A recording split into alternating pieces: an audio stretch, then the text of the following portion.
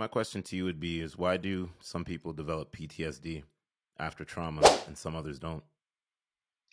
This is a fascinating question and something that I think, the science community is so devoted to. And we are hopeful that in the near future that we can start to see biomarkers really within our bodies of what actually constitutes trauma in the body. But we do have some pretty good data with the amount of heart disease that happens or cancer. And we know that about 80% of stress actually causes our illnesses in our society today. And so we hope that we have kind of the science around it in the future. But I think from a clinical perspective and from a mental health perspective, our best guess is really that when people have higher trauma as children, and we have sort of a way to measure that, which is called ACEs score. But when they have higher measures of and higher levels of trauma as children, they're more susceptible to having incidents of trauma later on that have a bigger impact on them because they really didn't learn to feel safe in their bodies as children. And that pattern starts to repeat. I'm not saying that that is always the case because lots of people can experience PTSD as an adult, but we do know that children that have been victims of crime at younger age have more susceptibility to having higher rates of PTSD. However, it's really our ability to cope. And some things are just unspeakable and unimaginable that the impact on our nervous system, it just is too much for our bodies to cope. And we can't make sense of it. And that's what starts that sort of negative pattern of PTSD, of interrupted sleep. And it keeps sort of repeating over and over again of as if the incidents are happening now in our bodies. Yeah. When you say the sleep situation, what is something that the audience can take away if they have trouble sleeping and they may not have the right person to turn to or the right community or the right family or friends? When it comes to trauma, I think that sleep is really one of those paramount issues to really focus on because the fact is that the dreams or the reoccurring events that keep happening become so overwhelming that then sort of having that physiological issues of lack of sleep really affects everything even more. And it just becomes more and more pronounced where the body feels more and more unsafe. And so whether that's actually working with a medical doctor to really help to sort of improve some sleep hygiene or to really work on how do we reset the body to safety. And the fact is I even kind of like to play this game that if something's happened, I'm checking underneath my bed or around my room, no, there's no tigers or imaginary tigers in the room at this point, but trying to allow my body to get to rest. But when you're so hyper aroused and you've been on this on switch for so long, it's easy for me to say that. It's something very different than for someone to be able to do. But it really takes kind of all of the steps in order to sort of improve their sleep. It's nutrition, it's exercise, it's talking to people in your community. It is really working on how you're feeling in your body and what are the ways to cope in order to settle down your nervous system. Because sleeping is such a primal, defenseless, vulnerable way for us as human beings, and our nervous system, if it doesn't feel safe, it's going to keep hijacking us and kind of being like, hey, wake up, we can't go to sleep because there's danger around the corner. Yeah, I'm a big component of being in the gym, right? This training, you know what I mean? You're doing cardio training, you're running on the treadmill, running outside, depending on the weather condition, because Canada's different weather right now. It's like there's snow outside, but it's still warm. It's like it's weird for the month of January. So it's like if you're running on the treadmill, walking on the treadmill, doing strength training, trust me, it makes a big difference. Like you start training, if you're training 4 or 5 times for the week, you see the big component where you start getting tired at certain times. Like the body starts to like, hey, listen, I need sleep.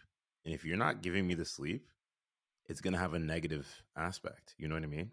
And there's sometimes when you talk about the brain doesn't shut off, like my brain doesn't shut off much because I'm always about content. I'm always about my content creation, thinking, sharpening the brain. But when I go to sleep, I'm out like a light. You know what I mean? And then I wake up at a special time, do what I need to do, and then just keep going at it. You know what I mean? So anybody that's listening to this, work out, train, run, walk, whatever condition you're in. You know what I mean? And if you're in colder temperatures, heck, just get the gym membership. Pay the $10 a month or $20 a month instead of wasting it on like Starbucks or something like that, you know? I think that's such amazing advice. And I'm going to add to something even simpler. If people can't afford the gym or they don't actually have access to that, or sometimes people just are intimidated by going there, simply getting out first thing in the morning in the first 30 minutes of awake and getting direct sunlight in your eyes, not looking at it, but not having sunglasses on it, and walking for about 20 minutes in the morning. We know that actually decreases our cortisol levels in our body because we need that to wake up in the morning. And so when you have a lot of anxiety or you experience trauma, just walking first thing in the morning can kind of calm down our nervous system, that it can get to safety. And we're also seeing that there's evidence-based science to support that increases our creativity by 60% after we do that. So there's really some amazing health benefits of simply getting outside, getting fresh air, getting sunlight, and walking, because that bilateral stimulation of walking back and forth allows our nervous system to rest. So if you do just that little add on to your gym, you're going to be feeling amazing. And I can tell you the amount of people that have actually done this that really changes their overall health and well-being and reduces some of those trauma symptoms has been tremendous. It's so crazy you say that. We're in sync because like when I get up first thing in the morning, I have my morning coffee and then I train, go straight to the gym. I don't really have any food in my system. So people are like, how do you do that? And I'm like, mind over matter, right?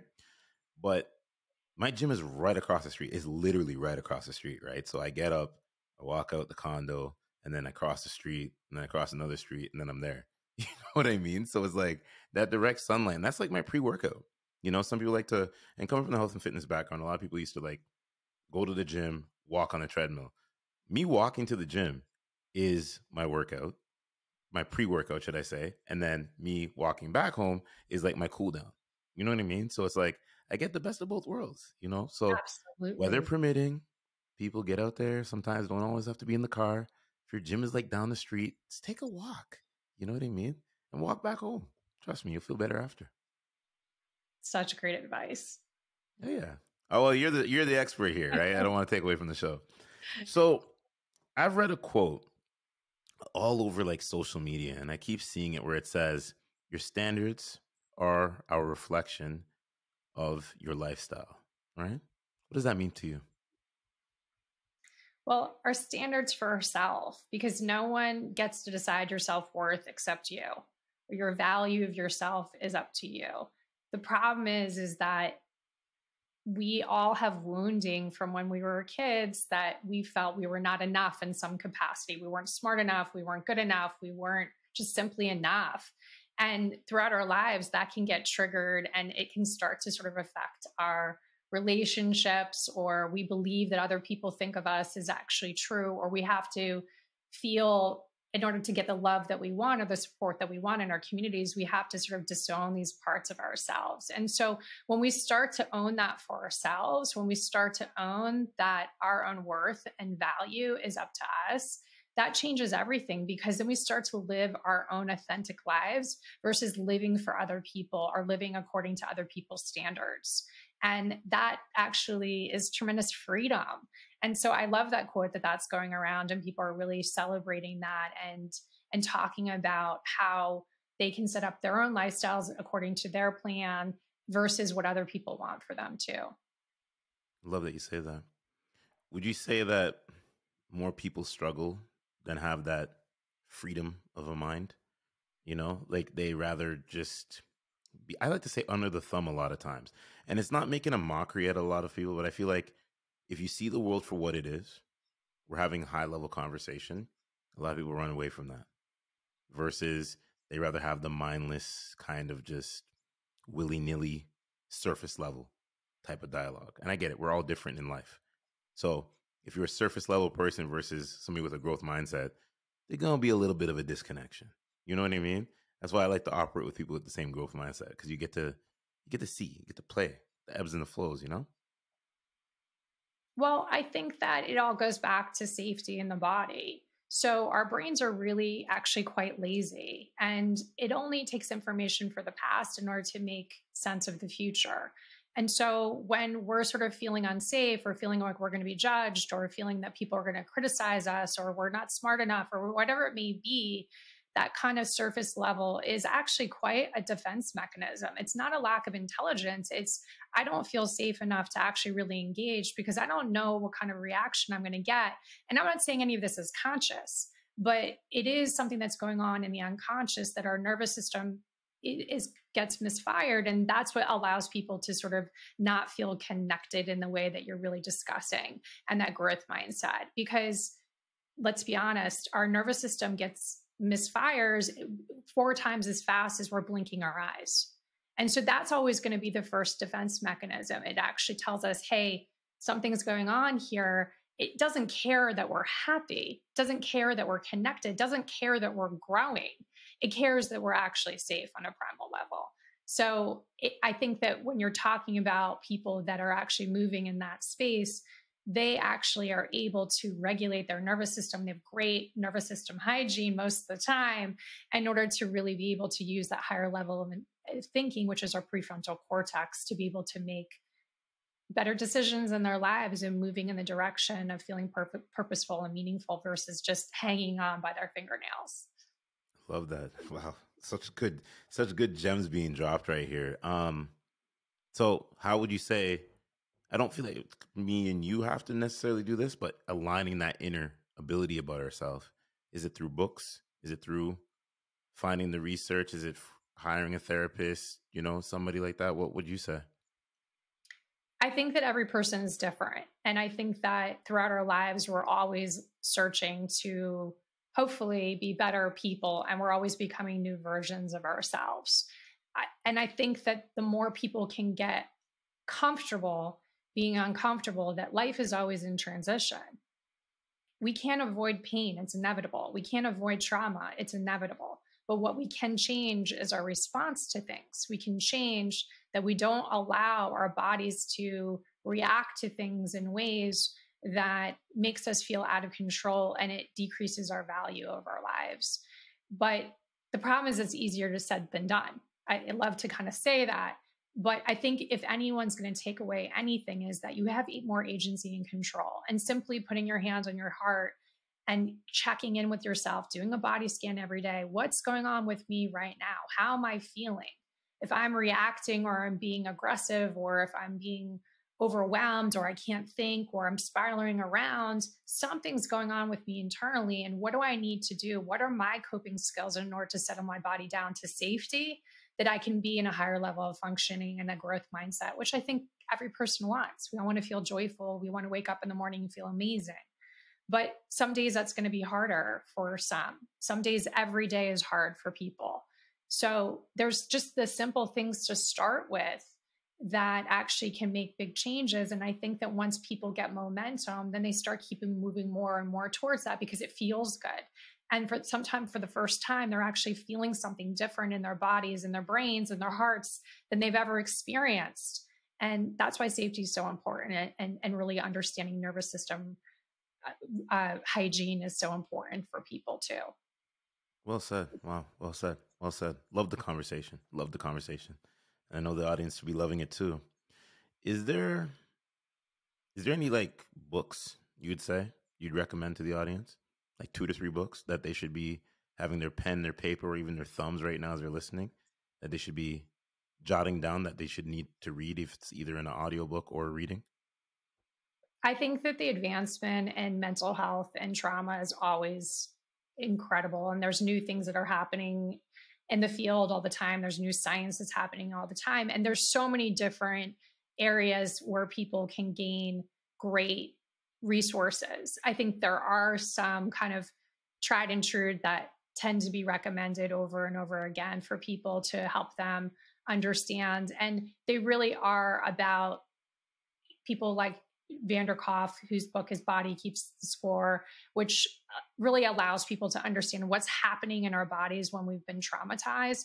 That's something that I feel like is kind of a Bible for a lot of people when they're on their trauma journey. However, I also want to be honest that book, if you're not able to take in that information, that time can also feel triggering, because even though cognitively you're understanding what's going on, there can still feel like the residue of the trauma or the reenactment of the trauma can keep going. And that can also be really distressing for some people.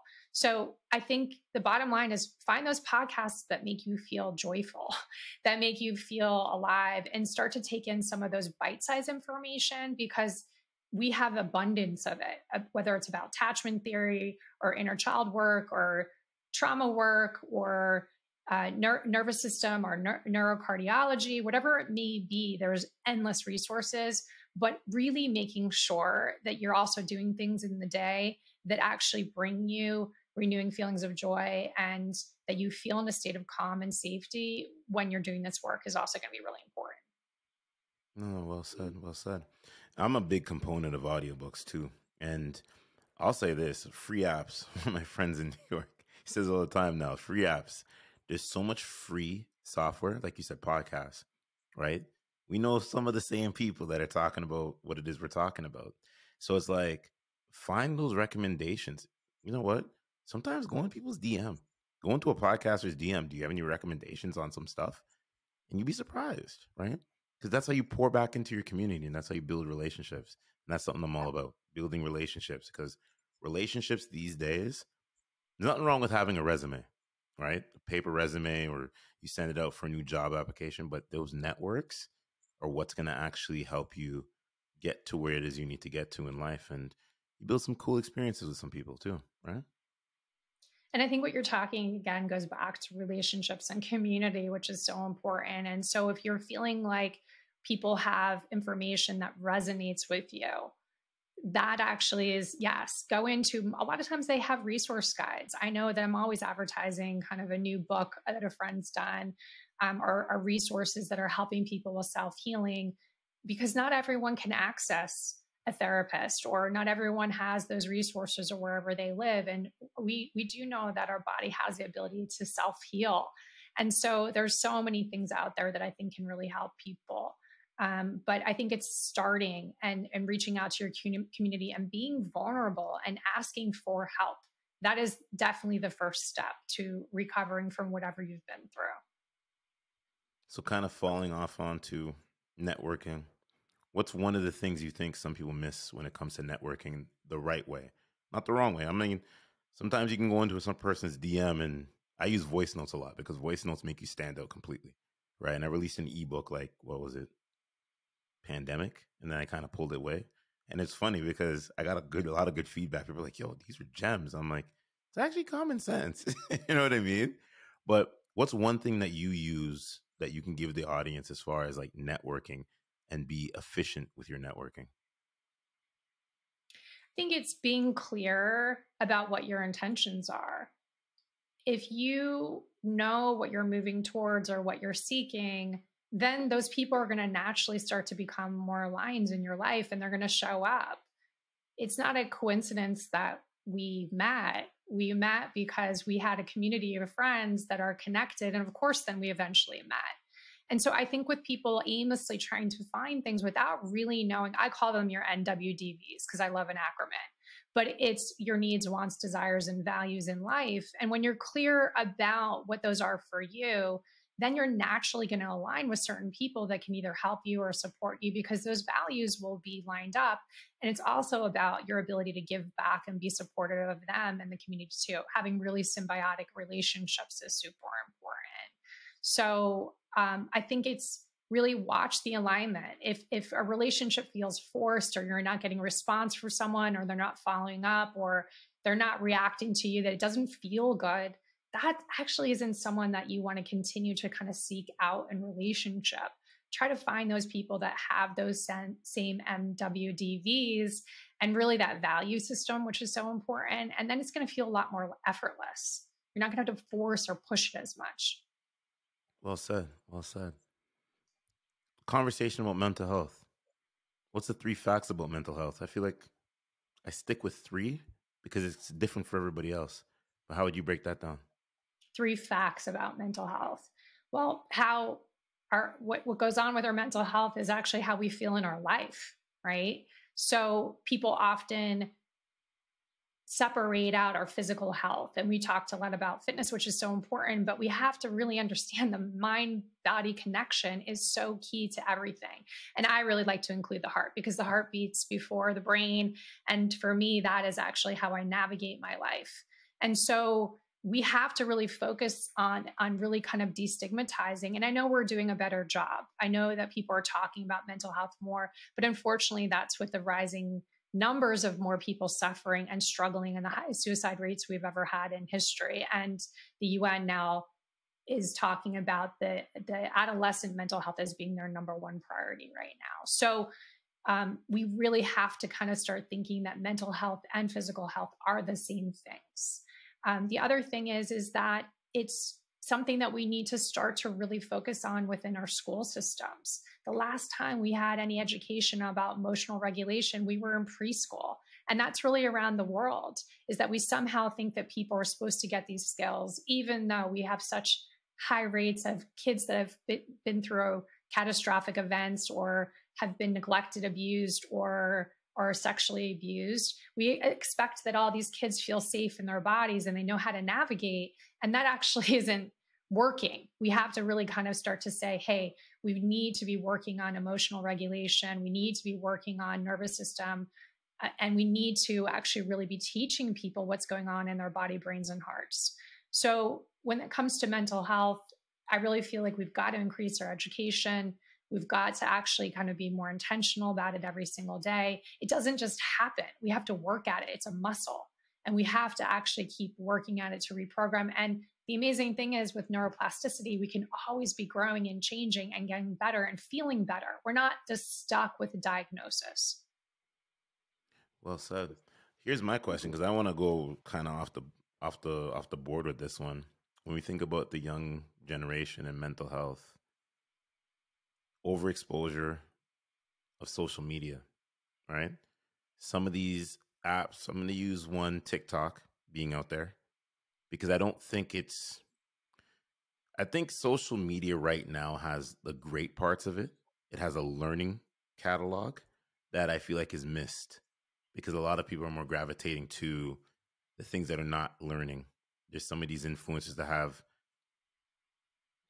unnecessary talking points that are not making sense, and it's not to sharpen our tool.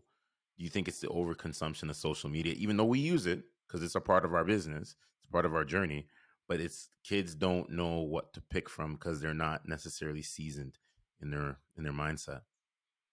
There's not a regulation. I think that's what you're speaking to too. And so anyone can get on any platform and talk about any subject. And so trauma dumping, which is kind of a term I think in mental health that we sort of use, of where someone may have a mental health condition or they may have some interest in mental health, but then feel like that's actually that they're capable and allowed to have a platform that can really be super harmful for people.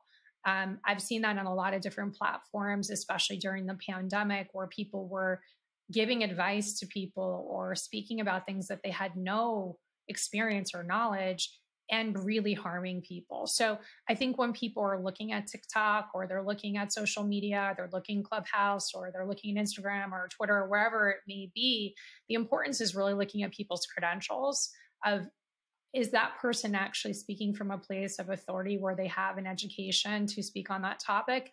And I would probably say that most of the people in the mental health community are never giving therapy advice. They're very clear on their platforms that they're giving advice that are general information to help people improve their lives, but they are also really encouraging people to destigmatize going to therapy and seeking out those resources from that. So you are going to see a difference, and that may not be as much fun. And you may be like, well, this person's giving me so much information, but is that person harming you? Do they really know what they're talking about?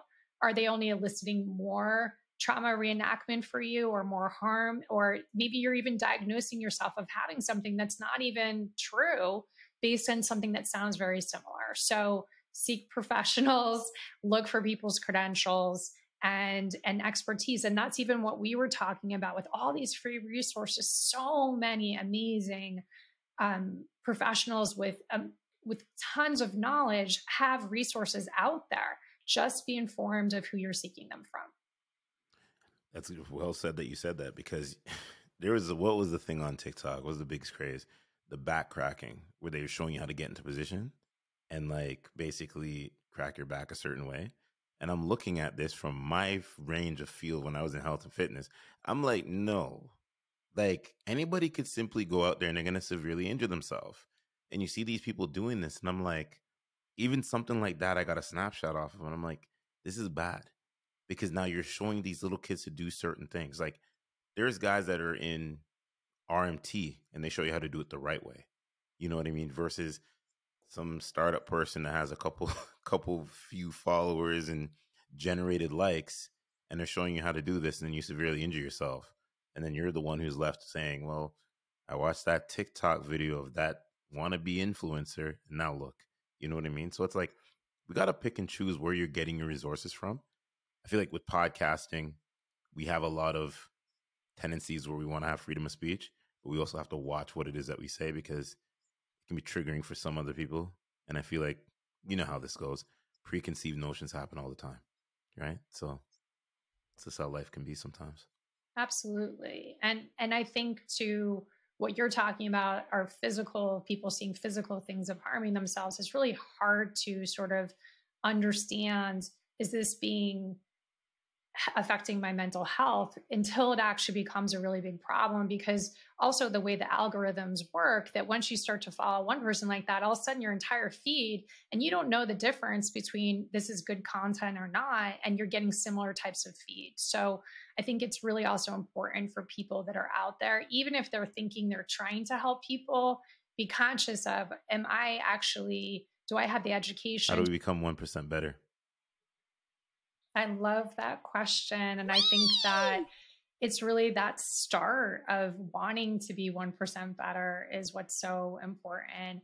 For me, I really feel like being 1% better is actually being kind to people around us, being conscious about how we show up in our lives and the impact that we have on others, and also really about giving back. We know that when we are actually in community and helping other people, that actually changes us. And it really is much more of a self benefit than it is for those around us. But I think that that idea of community that we've spoken so much about today, of really thinking about our impact of those around us, how do we show up for other people? How do we help? How do we actually start to kind of be in a tribe of people where we're actually accountable and really want to make not only our lives better, but theirs as well, is so important. Well said. That's why we do this podcasting thing the best way we can do it. You know what I mean? Because we have great information, great guests like yourself, and people that are just doing what it is they need to do in the community. So hats off to you with all that. Thank you so much, and everything that you're doing, and for your listeners, and really just helping them sort of be inspired to 1% better is really can change everything for them around themselves and for their community as well. Because when you're doing better, your community is doing better, and it sort of has that ripple effect, which is amazing. No, absolutely. So Susan, where can everybody check you out? What you got going on, and plug all your information? Yeah, so you can find me on Instagram at Susan Zinn Therapy, and my website, which is susanzinntherapy.com. And that's where you can find most of the things that I'm doing, my book and other information that I provide too. Free resources. Is your book in audiobook form too? Please tell me it is. It is not an audiobook yet. We actually did a group book in 2021 with 20 different authors talking about getting over adversity and challenges during the pandemic, and it's called the Epiphanies Project. But you can find it anywhere that you purchase books, and there's a ton of stories in there, 20 different stories that anyone can really relate to. That I think our whole point was to put it out there and really help. And I put it out on the 20th anniversary of 9/11. I love that. Wow. Yeah. That's powerful. That's powerful. Continue to keep doing your thing. Continue to keep being a powerhouse in your community, and nothing but love and appreciation to you too. Thank you. And you too. I'm so grateful for this time and this connection, and hopefully this is the first of many. So thank you for everything that you do too. Absolutely.